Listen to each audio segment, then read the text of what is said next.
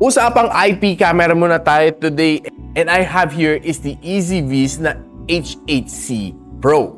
This is a outdoor type na 360 degrees na dome camera which can protect you and your family from the outside. So unbox natin after this quick intro.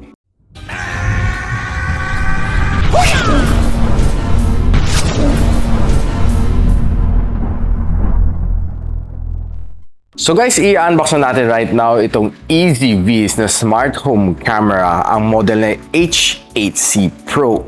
Meron siya 2.4 GHz Wi-Fi, 360 panoramic view, smart tracking, and active defense. It works with Alexa and also works with Google Home. Buksan muna natin.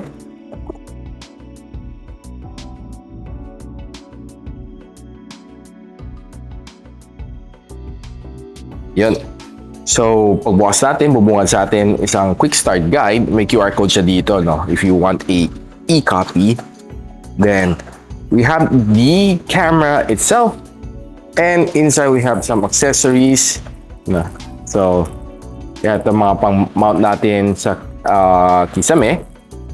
And here are some other accessories na gagamitin natin. And looking further inside, meron kang mga safety information sheet, and I believe this is a support or warranty card. And don't forget yung kanyang charging brick. Ito itsura nitong camera na ito. And it's a really nice na dome camera. Basically, you'll be mounting it upside down. So, ganito magiging itsura niya. No? So, you can either mount it sa kisame or you can mount it sa wall, depende sa pangangailangan mo. No? And I'm pretty sure na madali naman siya i-mount kasi di-detach mo lang siya. Then, i-drill mo, kakabay mo yung tornilyo, then you'll just slide it in para mag-mount lang to. Ganun lang siya kadali, no? Yan, snap, no? So, this is basically it. And naka-ano siya, no? Micro SD niya, card slot. Kailangan mo ng screwdriver just to remove this slot, no? So, it's a safety feature para hindi basta-basta mahuhugot ang micro SD card mo dito sa camera na ito. And this would be yung connection. Okay? So you can either use a LAN port or you can use Wi-Fi connectivity. And this one, diretso to sa power port. Okay, so dito makita natin yung placement ng SD card slot niya. So it's also the reset button at the same time. Pwede mo siya ipindot ng ganito for hard reset, or pwede mo siyang baklasin para makita yung SD card nyo. And by the way, you can put up to 512 GB gigs of storage dito as your memory card. Pero ako, tingin ko mga nasa 256, 128, okay na siya. Unless you're going to put on 24/7 na recording, ako I'll be putting on motion recording lang para mas tipid. So, yan mount lang natin. Medyo masikip siya kasi first time ko lang siya tatanggalin yung kanyang card slot. So, kita natin, there's no included na card. So, I'll be slapping a 64G na card dito sa kanya. And make sure na tama yung position. Sabi na ganito. Okay? So, insert it as it is. So, make sure mo na pagtulak mo, yan, kumapit siya na maayos. Oh. Hindi kasi minsan magbabounce siya pabalik. So, hindi siya nakakapit. So, after mong ilagay ang card mo, all you need to do is just screw it back for safety purpose. No? Hindi siya basta-basta mananakaw ang yung card dito. Yan. So, right now, it's already fixed. Next thing to do is pa-power up na natin siya. So, just need to give it power and kakabit mo na sa power source. So, you'll see mamumula na siya and start mag-boot up na to. So, we'll just have to wait for it to fully boot. And habang binuboot natin, no, so, na-download na natin EasyViz na app sa Google Play Store, and meron din siya sa Apple App Store. No, Apple. Okay? So, ganon. It's on pairing mode na. So, i-navigate ko lang kayo dito sa kanyang setup. So, you can sign in with whatever you want. So, pwede mag-sign in with Google. So, once na nalink mo sa kanyang Google account, so, continue ka lang. Okay? pwede mo i-enable and you can disable yung biometric authentication. So, mas mabilis lang kung mayroon kang biometric, no? Login settings. So, i-check mo lang. You can always kalikutin mo lang mga to, no? Okay, so yes lang para makita mo kung in case meron kang mga important notification. Ngayon, na-blinking siya. Pag blinking blue siya, it means ready for pairing na siya. Okay? So, hanapin lang natin dito ang mga cameras. No? Okay? Scan natin daw yung QR code nito. So, normally daw, nakatago sa ilalim ng camera. So, we just simply have to take it out and see kung saan niya tinago ang kanyang QR code. Then guys, kita niyo may QR code siya dito. Most likely, pag-scan mo ng QR code nito, ayan. Okay? Device is powered on. Yun na. Next. Na. So, make sure na malapit sa Wi-Fi. Okay? Nagpo-flash na siya ng blue. Okay? Tama naman. Para mali. So, it's flashing blue. Next. Gusto lang niya mabigyan siya ng location access. Okay? So, keying ko muna password. So, once na na-connect mo sa Wi-Fi router na gusto mo pag-connectan, actually suggest ko yung pinakamalapit sa kanya ang dapat mo i-connect. So, pwede mong gamitan din ng LAN cable if you have nakaabang na LAN, pero pwede rin siya wireless. So, connect lang natin. So, antay lang natin siya. Okay? So, pwede mo lagay.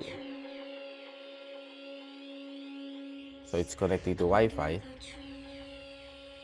So, lagay natin outdoor. Registration successful. Okay, so, okay, so, sa lalagay, backyard. Okay, yun lang ang naisip ko. Or, pwede mo lagay sa garden. Okay, so, depende sa'yo kasi since this is outdoor camera. Okay, so, complete na siya. Welcome to EasyViz. So, the reason bakit siya baliktad right now, kasi it's meant to be working like this. Yan. So, makikita mo ako. Yan. Okay? So, quite clear naman ang kanyang resolution based na nakikita ko dito sa aking camera. And right now, quickly mamount lang natin sa backyard. And papakita ko lang sa inyo yung kanyang recording capability. But of course, syempre right now, tingnan lang natin kung anong kaya gawin nitong camera na ito before natin i-mount. So, pwede mo i-flip image kung ginugusto mo. Ayan. So, pag nag-flip image, okay na. Kasi, nakatayo na siya eh. Diba? It's as easy as that. No? So, hindi ka mahihirapan. So, you can really set your time dito. Okay, so next. So, pwede mong, kailangan mo pala i-encrypt, for your security ng yung video, lagyan mo ng password. So ngayon pinapakita niya yung layout style. So, you can have your device view expanded condensed list. I'll go for expanded. No. Sort by the spaces or device type. I'll go for spaces. Okay. So, this is how it looks like right now. Okay. So, backyard. Papasok ka sa loob. So, you can use it nga pala, by the way. So, kailangan mo initialize. No? Format lang natin. Okay. So, format lang natin storage natin. So, I think it will be fast. Quick format lang naman to. Won't take long.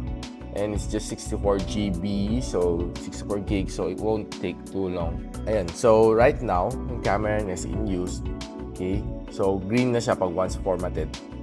Red pag hindi mo magamit. Now, you can set, dito yung sinasabi ko sa inyo, makakatipid ka ng storage if you use event recording. Let's say, meron siyang motion detect, mag-record siya. Pero kung wala. But if you want 24 hours monitoring, you can always feel free to use 24 hours monitoring. I would say it's senseless kasi it's walang motion eh. So, it's basically the same frames for the next, siguro, normally you will say na for roughly 6 hours, it's the same frame. So, okay. So, sayang lang yung storage. So, you can also opt for cloud storage if you want. And what's nice, pwede mo kausapin to, walkie-talkie mode, which would be very friendly. So, kung may gusto kong kausapin doon sa location, So, right now, naka SD card storage tayo, hindi tayo naka cloud storage. So, let's see some of the things. No? Pwede ka mag-snapshot. No? Tak. Okay, click mo lang to. Snapshot lang siya. You can press record. I-record siya diretso sa iyong phone. Okay? Pinakita na dito. No? So, press this one to exit. No? Now, you can control yung kanyang PTZ. Okay? So, makita natin, gagalaw siya. No? Okay. So, ayan. Diba? Baliktad lang yung angle natin, no? Kasi it's supposed to be nakabaliktad siya. So, yung left ko is kanyang right. And yung right ko is kanyang left. So, yung up ko, yan. Yan. Then, ito yung down niya. Okay? So, ayos, diba? I think this is a very, very useful pag gusto mo na makita the other blind spot within the same vicinity. So, syempre, hindi naman na kaya cover 360 degrees. But what's nice dito sa kanya is rotatable siya up to 360 degrees, giving you a very nice view when you need it. Okay? So normally yung ganito, it can give you up to mga 120 degrees ng field of view sa kanyang harap. Normally. So, you can push to talk dito. Pwede mo kausapin. Bigyan mo ng permission to use your microphone. Pag nagsalita ka dito, marinig siya dito. No? So, ilalapit ko lang aking microphone sa device. Right now, I'm using the EasyV's H8C Pro. This is the sound quality na maririnig mo. Ano masabi niyo guys sa kanyang sound quality? I would say it's pretty nice. Malakas probably one of the loudest na na-try ko so far. And tingnan natin other function. Meron siyang definition dito. Ito. You can set to Quad HD, Full HD para makatipid ka rin sa storage. Pero syempre kung ano na, sagarin mo na sa Quad HD since it's best definition. Gusto mo makita yung clear quality, no? So, we can put it to sleep if you want. Hindi ko na kailangan siya mag-sleep, no? So, you can take a 360 degree picture, okay? So, yan. Hayaan mo lang siya, no? I'm not quite sure kung anong mag-iitsura ng kanyang photo, but let it do its job. So, makita mo. Now, pwede ka mag-set din ng alarm. No? So, medyo masakit lang sa tenga yung alarm. Pwede ka rin mag-set ng floodlight dito in case of emergency purpose. No? Para mas makita ng surrounding in case na kinakailangan. Pwede ka rin mag-set ng picture-in-picture. Okay? So, in case para mas maliit lang ang na-view mo. Diba? Let's say, nagtatrabaho ka sa phone mo, gusto mo makita kung what's happening sa background, you can use this picture-in-picture. So, it's a very useful, for me a very useful na feature na meron dito sa EasyViz na app. So, if you want to view yung mga pre-recorded mo na videos, you can simply just check dito. Ganito lang. Yan. So, magpa-playback lang siya kung what's being recorded dito. So, you can download it sa yung phone or you can record or take a snapshot in case you need it. So, this is during nung kakasimula lang natin mag-record. Nagsiset up pa lang tayo. This is how it looks like. Yung nire-record natin. Now, pwede ka mag-create din ng automation dito. So, magsiset ka lang ng trigger. Kadalasan, kung wala kang device na mag-trigger, it's depende sa schedule niyo. Pwede ka mag-schedule kung kailan siyang i-record ng force recording. So, you can create yung mga different, you can create the different modes that you want sa kanya. And sarili na siyang gagalaw. So, this is the nice thing about yung automation. Okay? So, sabihin natin gusto mo at this point of time, ano action gagawin mo, no? So, mag-record siya ng time-lapse, no? Or kung anong gusto mong gawin. Ganun lang siya kadali. So, there are other settings din dito sa camera. You can put on intelligent detection. So, human detect, pwede mo i-set. So, ganun lang naman siya kasimple, no? I-enable or disable, depende. Kasi kung naka-enable ang human shape detection, kung saan pumunta ang human niya, so sasabay itong camera na ito. Which is, for me, okay din siya para ma-detect. Lalo na kung if you're placing this camera, lalo na pang bantay ng pinto, yun ang okay. Magandang function siya to detect human. So, audio settings, you can set it here. image settings.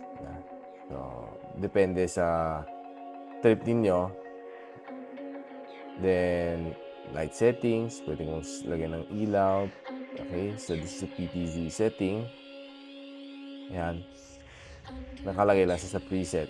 So, recording. Privacy settings. Okay. You can share device din pala, by the way guys, to your family and guests. But ako, syempre sa family ko na si-share. So you can also subscribe sa mga cloud services ni EasyViz para wala ka na ilalagay at wala ka na alalahanin na storage. No? So, it depends no, kung anong requirements din ninyo. So basically, nakita na natin yung function na kaya gawin nitong app ni EasyViz. So right now, i-mount lang natin sa outdoor. Let's see yung actual na recording niya.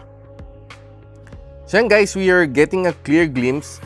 No? So, minount ko lang siya dito, temporary. Para it's basically essentially the same theory. No? Hindi ko lang nilagyan ng tornilyo, but at least no, kita natin in action.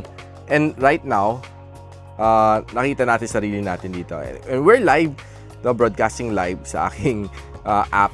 And kitang-kita natin everything that's happening here. No? So, basically, papakita ko lang sa inyo yung recording. I'll be panning it around para makita natin. So, if you're panning around, it would look something like this. No? So, magpapan lang siya. Okay, while I'm holding.